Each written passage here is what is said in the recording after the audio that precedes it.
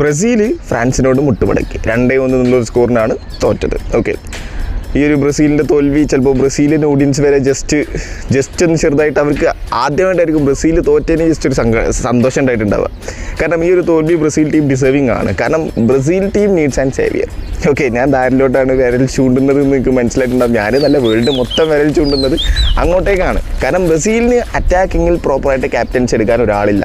Okay, ബ്രസീലിൻ്റെ കഴിഞ്ഞ ദിവസത്തെ കളി ഫ്രാൻസിനെതിരെ നിങ്ങൾ കണ്ടിട്ടുണ്ടാവും. അറ്റാക്കിങ്ങിൽ അത്ര മോശമൊന്നുമല്ല. വിനിയാണ് അവിടെ ക്യാപ്റ്റൻസിക്ക് ഉണ്ടായിരുന്നത്. വിനി ബ്രസീലിയൻ നാഷണൽ ടീമിൽ ആ ഒരു ഹെവിനെസ് ഇപ്പോഴും താങ്ങാൻ ആ ചങ്ങായിക്ക് ആയിട്ടില്ല. അതൊരു യാഥാർത്ഥ്യമാണ്.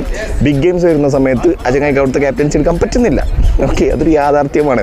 ലൂയിസ് എൻട്രിക്ക് എന്ന് പറഞ്ഞിട്ടുള്ളൊരു പ്ലെയർ സെക്കൻഡ് ഹാഫിൽ വന്നതിന് ശേഷമാണ് ഈ ടീം ഒന്ന് മാനവന്മാരേക്കൊന്ന് അറ്റാക്ക് ചെയ്യാൻ തുടങ്ങിയത്.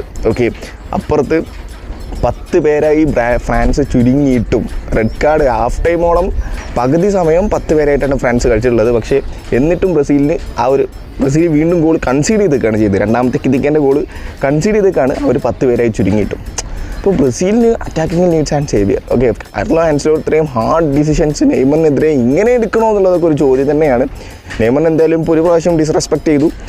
ഇനി വേൾഡ് കപ്പിലോട്ട് ഇപ്പോഴും ചാൻസ് ഉണ്ടെന്നൊക്കെയാണ് പറഞ്ഞത്. എനിക്ക് വലിയ വിശ്വാസമൊന്നുമില്ല. ആൻസലോട്ടി ബ്രസീൽ നാഷണൽ ടീമും പ്രോപ്പറായി ഫോക്കസ് ചെയ്തിരിക്കുകയാണ്. നെയ്മർ ഇപ്രാവശ്യം വേണ്ട എന്നുള്ള രീതിയിലൊക്കെ. അറിയില്ല, നിങ്ങളുടെ അഭിപ്രായം താഴെ കമൻറ്റ് ബോക്സിൽ രേഖപ്പെടുത്തിക്കോ.